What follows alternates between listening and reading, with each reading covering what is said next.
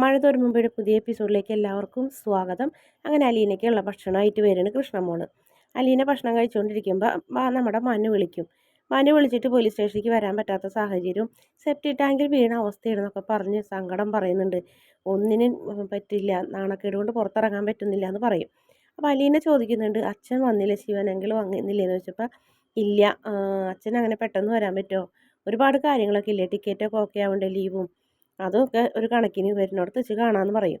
അപ്പോൾ അലീന പറയുന്നുണ്ട്, ഹരിശങ്കറിൻ്റെയും രോഹിത്തിൻ്റെയും അവസ്ഥ വളരെ മോശമാണ്, ഇടിച്ച് തല്ലി ചതച്ചിട്ടേക്കണ അവർ പോലീസുകാരെന്ന് പറഞ്ഞപ്പോൾ പിന്നെ പോലീസ് സ്റ്റേഷൻ കൊണ്ട് തീരുന്നില്ലേ കേസ്, ഇത് ജയിലിലൊക്കെ കിടക്കേണ്ടി വരും, എനിക്കൊന്നും അറിയില്ല എന്ന് പറഞ്ഞ് മനു ഫോൺ വയ്ക്കുന്നത്. അതേസമയം തന്നെ രേവതിക്കുട്ടി മാമച്ചായനൊക്കെ യാത്ര പറഞ്ഞ് പോകാൻ പോകണം. അപ്പോൾ അതിന് മുന്നേ മീരയും ജോബിച്ചനൊക്കെയാണ് പോകണത്. അപ്പോൾ ഈ രാത്രി ഞങ്ങൾ വിളിച്ചപ്പോൾ ഓടി വന്നതും ഞങ്ങളെ സഹായിച്ചതിന് ഒരുപാട് നന്ദിയുണ്ടെന്നൊക്കെ മാമച്ചായൻ പറയുന്നുണ്ട്. അതൊന്നും സാരമില്ല എന്ന് പറയും. എന്നിട്ട് അവർ ആദ്യം യാത്ര പറഞ്ഞിറങ്ങി പോകും. ഇവരോട് നാളെ പോയാൽ മതി എന്ന് പറയും കൂടി രേവതിക്കുട്ടിക്ക് കോളേജിൽ പോകണമെന്ന് പറഞ്ഞ് വീട്ടിലേക്ക് എത്തിയാൽ മതി എന്നുള്ള ആഗ്രഹം കൊണ്ട് രേവതിക്കുട്ടി പോകണമെന്ന് വാശി പിടിക്കുന്നു. അങ്ങനെ രേവതിക്കുട്ടി അവിടെ നിന്ന് പോകണം.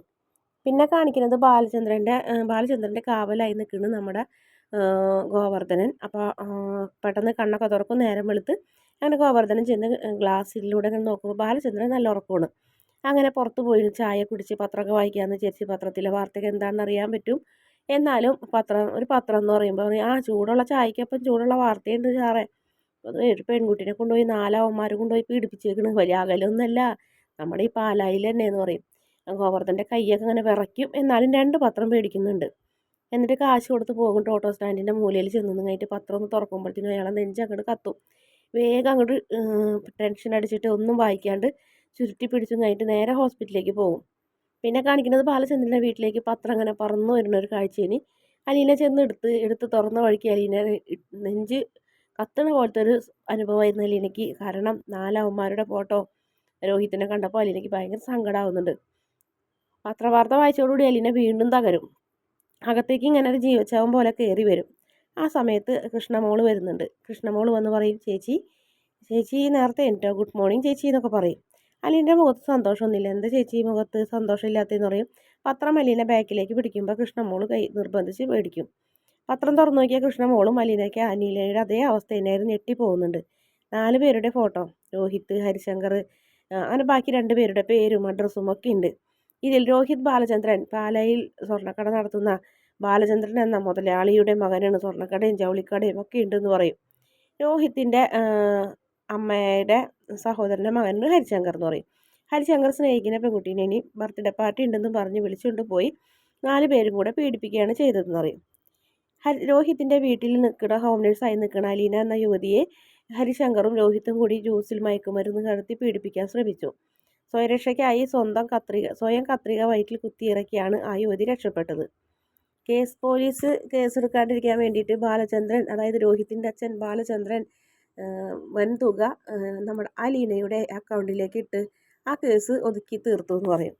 അങ്ങനെ ഓരോരോ കഥകൾ കൃഷ്ണമോൾക്ക് തല കറങ്ങണ പോലെ തോന്നി. അലീന അതിന് മുന്നേ ചെന്നിരുത്തിൽ സോഫയിൽ ഇരിപ്പായി തലയ്ക്ക് കൈ വെച്ച്, ചേച്ചി നമ്മളിനി എങ്ങനെ പുറത്തിറങ്ങും ചേച്ചി, നമ്മളെ സന്തോഷമൊന്നെല്ലാം നഷ്ടപ്പെട്ടില്ലേ ചേച്ചി, എനിക്കിനി ജീവിച്ചിരിക്കണ്ട, മരിച്ചാൽ മതി എങ്ങനെയെങ്കിലും, എനിക്കിനി സ്കൂളിൽ പോകാൻ പറ്റുമോ, പുറത്തിറങ്ങാൻ പറ്റുമോ, എന്തൊക്കെയാണ് ചേച്ചി, പേര് വരെ ഇല്ലേ ചേച്ചി എന്ന് പറയുമ്പോൾ സാരില്ല മോളെ, നിനക്ക് ഞാനുണ്ട്, നീ വിഷമിക്കരുതെന്നൊക്കെ പറഞ്ഞ് സമാധാനിപ്പിക്കുന്നുണ്ട്.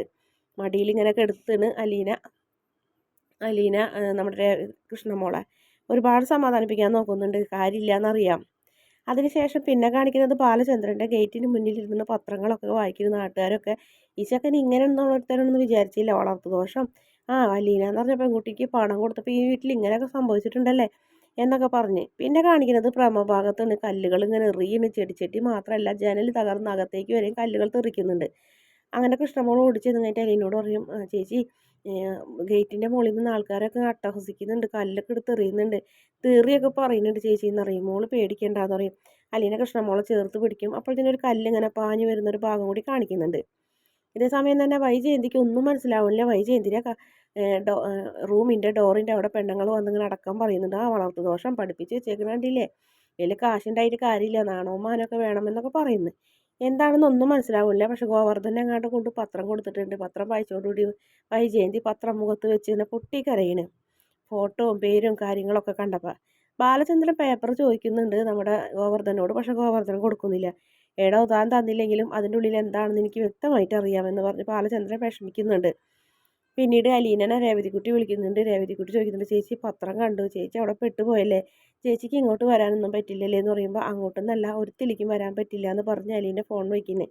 വീഡിയോ ഇഷ്ടപ്പെട്ട ആ ചാനലൊന്ന് സബ്സ്ക്രൈബ് ചെയ്യണേ.